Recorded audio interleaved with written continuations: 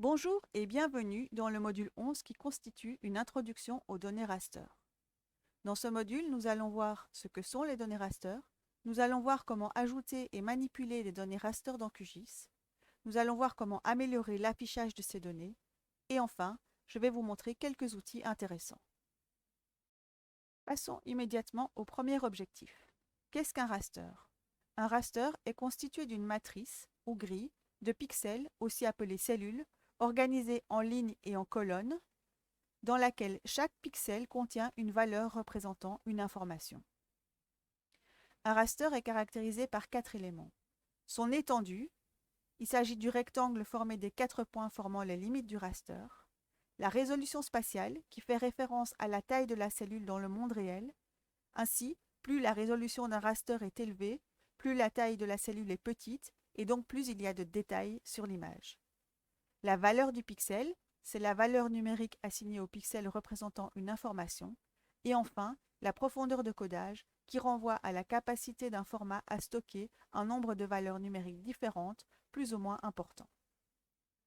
Concernant les types de raster, on distingue le raster continu, comme ici un modèle numérique de terrain, un raster thématique, comme ici une image de land cover, ou encore les images et les photos. Les images raster peuvent contenir une ou plusieurs bandes, chacune couvrant la même aire spatiale, mais contenant des informations différentes. Les images avec une seule bande sont appelées images en niveau de gris, et les images raster qui contiennent des bandes de différentes parties du spectre électromagnétique sont elles appelées des images multispectrales. Les données raster ne sont pas associées à des données attributaires comme le sont les données vecteurs. QGIS utilise la bibliothèque GEDAL pour lire et écrire les données raster, ce qui représente une centaine de formats différents, tels que ArcInfo, Geotiff, ERDAS Imagine et encore bien d'autres. Il faut aussi noter que les images raster peuvent consommer beaucoup d'espace de stockage. Voyons à présent comment ajouter et manipuler des données raster dans QGIS. Dans ce premier exemple, nous allons voir comment charger et découper un raster dans QGIS. Comme étape préalable, j'ai été sur le site de Copernicus afin de télécharger les données de Landcover. Copernicus est un programme financé par l'Union européenne qui collecte et restitue les données portant sur l'état de la planète. Une fois sur le site, j'ai demandé un accès aux données et dans l'interface de téléchargement, j'ai cliqué sur la dalle qui correspond à ma zone d'étude, le Sierra Leone. Cela m'a permis d'enregistrer sur mon ordinateur un fichier TIFF. Dans QGIS, je vais pouvoir ajouter ce fichier TIFF de différentes manières. Par exemple, en allant sur le menu couche, ajouter une couche raster, et puis en retrouvant la couche téléchargée sur mon ordinateur via cette arborescence. Une autre manière plus simple de procéder est d'aller dans le dossier du projet, aller sur Landcover et faire glisser simplement cette donnée raster dans ma zone d'étude. Comme je peux le voir en cliquant dessus, j'ai toute la dalle ici et on va maintenant voir comment découper cette dalle pour avoir juste le raster au niveau de la zone d'étude.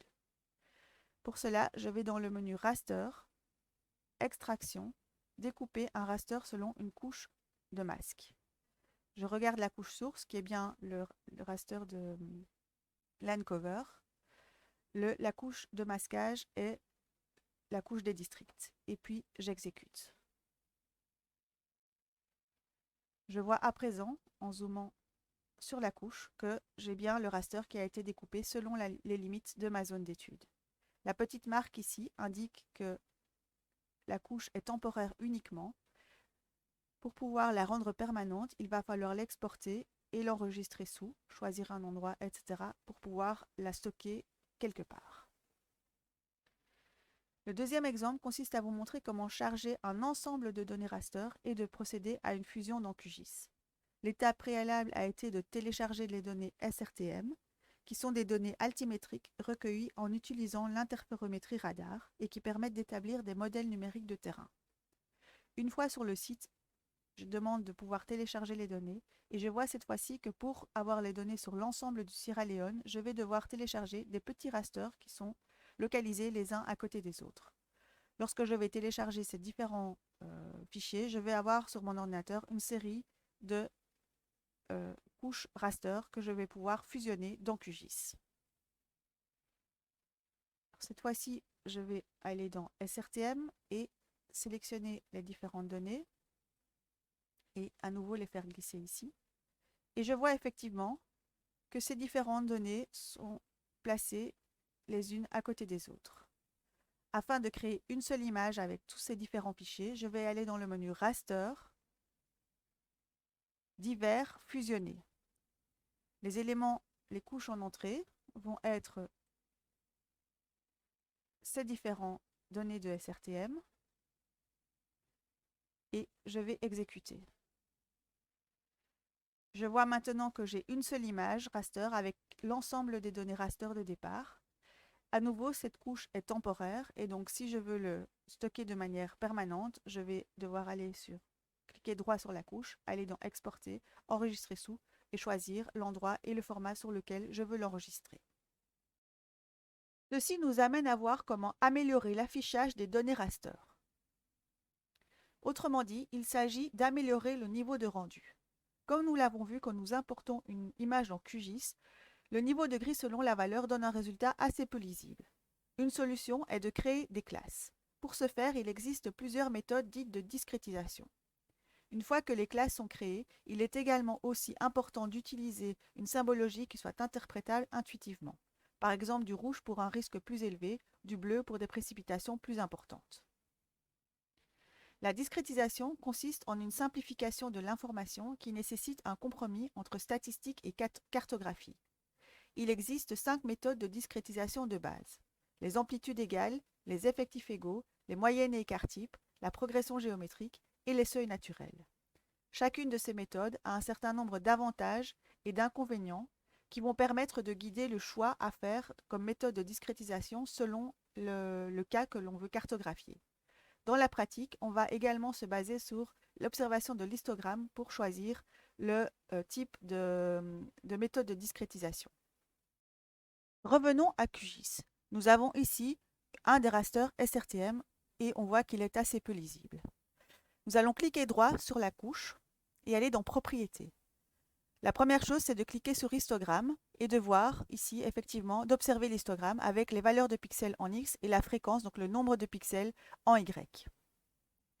La deuxième chose est d'aller sur la symbologie et de demander un type de rendu en pseudo-couleur à bande unique.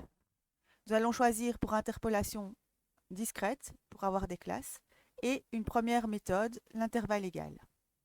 Nous allons garder 5 classes par défaut. Nous allons appliquer et valider. On va cliquer, on va zoomer sur la couche.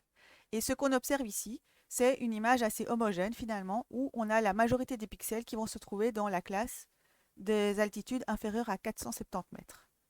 Nous voyons un peu de relief à ce niveau-ci et quelques taches de relief à certains niveaux.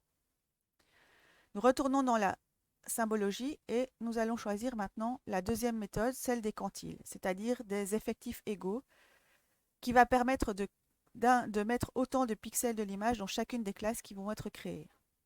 Si on l'applique, on voit qu'on a un résultat qui est très différent.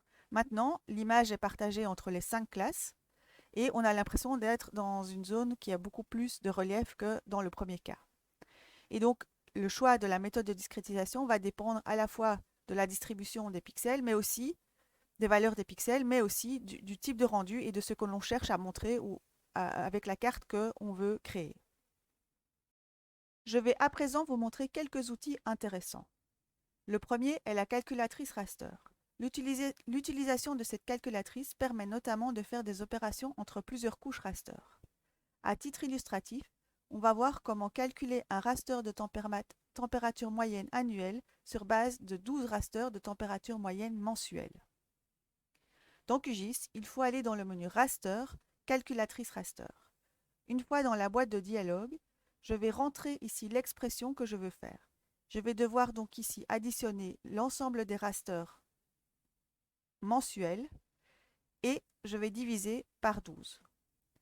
Ceci me donne le résultat d'un raster de température moyenne annuelle et une fois que je vais régler l'affichage, je vais pouvoir obtenir ce type de résultat où on voit pour le Sierra Leone les températures les plus élevées dans cette zone-ci et cette zone-ci et les températures les plus faibles dans cette zone-ci.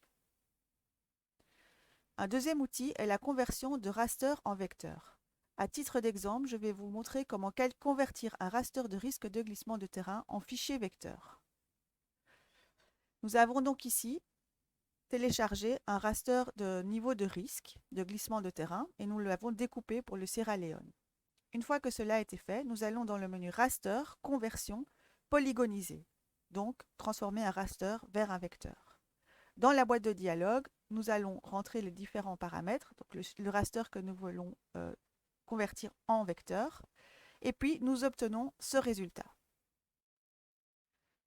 Ensuite, nous travaillons de nouveau sur l'affichage et nous demandons 4 classes qui reprennent les 4 classes de risque que nous pouvons colorier en risque moins fort à risque plus fort.